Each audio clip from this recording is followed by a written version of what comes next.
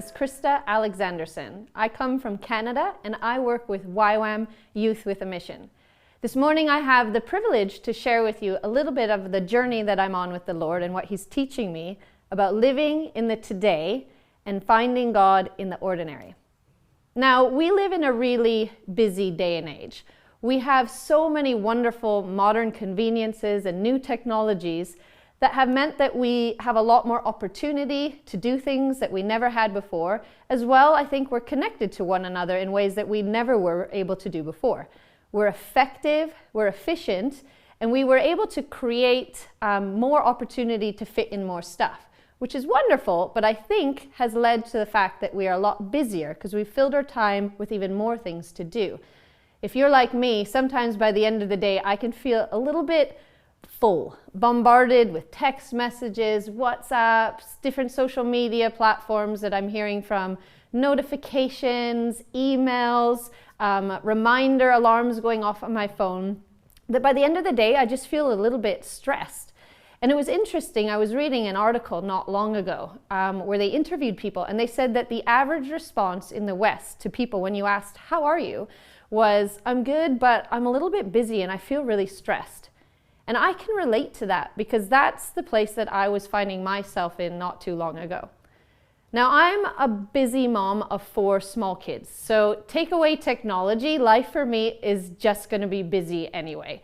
My days are filled with taking kids to school, packing lunches, preparing meals, running to the grocery store, changing diapers, as well as doing the job that I have on the side, writing emails, attending meetings. So life is pretty busy. And then I have these grand ambitions at the end of the day when the kids are finally in bed, when I have my free time, to maybe read that book that I really want to learn something from, or spend time with the Lord, or have a great conversation with my husband. But honestly, by the end of the day, I'm usually so full and so tired that I really just want to do something mindless, like watch TV. And then I just head to bed. And as I lie in bed, my mind is racing like 1,000 miles an hour with everything that we did and automatically already looking forward to the next day and thinking of all the things I need to get done. And it almost becomes like a checklist for me. Do this, and then you're going to do this, and then you're going to do this. And I noticed a few weeks ago that I was losing a little bit of my joy for life and for the days. Everything sort of became monotonous and mundane. And kind of just like a checklist that I was achieving every day. I was like, gosh, that's a little bit disappointing. I feel stressed and I feel full and I don't really feel like I'm present in the actual day. I'm sort of just going through the motions of each day. And what I found was that instead of enjoying the day and the moments that I had with my kids or people around me or even just the work that I was doing, I was constantly focused on the future, constantly focused on what was the next thing that I was going to get to do. When the kids go to bed, then I will be able to rest and do this, this, and this. Or on the weekend, when my kids are home and my husband's home, then I will be able to enjoy my children and give them my full attention and not be distracted. In 5 years, when the kids are older and we're doing this in life, then I will be able to thrive. Then my ministry will be able to take off. And I found that I was living in the tomorrow, in the next high, in the next thing, rather than seeing what was right in front of me and enjoying the moments of the everyday, the ordinary.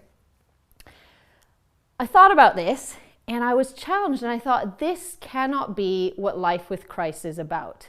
Life with Christ needs to be more. Where was God in the ordinary? Where is God in the everyday moments that are boring and just routine of the day that all of us have? And I was struck by a Bible verse that I've read and I've known my whole life. I even sang it as a kid in a song in the 80s, give you a reference to my age. And it says, "This is the day that the Lord has made. Let us rejoice and be glad in it." Psalm 118. And I read that with new eyes in this season that I'm in. And I was like, you know what? I don't live every day like this is the day that the Lord has made. I feel like I was living some days were that day, and tomorrow when I have time and life is great, that is the day that the Lord has made. Then I can rejoice and be glad in it. But I was not living each day like that. And I knew that that was a promise to me that I should be able to do, but I wasn't doing. And so I was processing this, and I was challenged by this, and I was asking God, where are you in these things? How do I do that? Is he involved in the ordinary? And I realized that I think that living each day rejoicing in who he is not necessarily an emotion. Because you know what? Some days are just disappointing. Some days are discouraging and difficult. Some days are hard. We don't always feel happy, clappy, or having a feeling of euphoria and yay, I'm rejoicing. Definitely that's not life. Life has hard days. But I think what it means is a posture of the heart, a connectedness with the Father throughout the everyday. That as we go through the difficult days or the good days, the mundane or the exciting days, that we're connected to the Father in the Spirit, involving him in everything that we're doing, reflecting on his goodness and his character, communing with him, asking him questions, listening to him, and simply doing everyday life with him. And as we do that, we can't help but start to have an overflow of gratitude and thankfulness. Not necessarily a feeling, but a thankfulness of, wow, Lord, you are good. Despite whatever my circumstances are, you're so good. And then that gives us this posture of rejoicing in each and every day. So I started to set about trying to do this, reset rhythms in my life that have been so just robotic and routine. And I decided to take a thing that was really challenging for me. My 10-month-old son is learning to eat solids right now, and it has been so frustrating. He's not loving it. It's taking a long time. What I hoped would just be, a 10-minute, 3 times a day feeding takes 35, 45 minutes.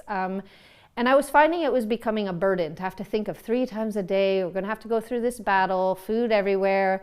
It's so boring. And while I'd be doing it, I'd be constantly stressed because I need to do all these other things and this is taking my time. Sounds really sad, but that's where I was at. So I took that as an opportunity and I started to sit down with my son and say, Holy Spirit, come. I want to involve you in this. Be with me as I'm feeding Noah.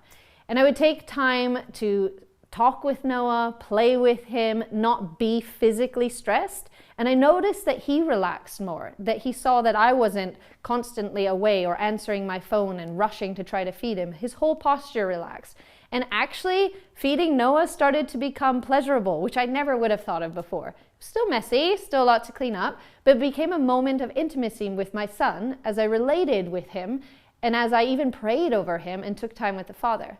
And so I started to try to implement these small habits throughout the day when I was doing dishes, when I was folding piles of laundry, to just connect with the Father, either meditate on him or pray for a relationship that I have with a friend or whatever, just including him. And I found that by the end of the day, even though my day is still busy and still full, I didn't feel this heaviness. I felt a lightness about me and a joy that I didn't have before. And it's important to realize that it takes time to reset processes. I have days still where I forget to do this, and I find at the end of the day I am stressed as. But as I'm working on it day by day, I'm noticing a change in my posture. And I'm noticing that I have a lot more joy for the today and not just for future events or future highs. Now, if you go back to the Garden of Edom, when you had Adam and Eve, right? God created mankind and he created the world and it was good. And he made nature and he made animals. And what was the purpose of that?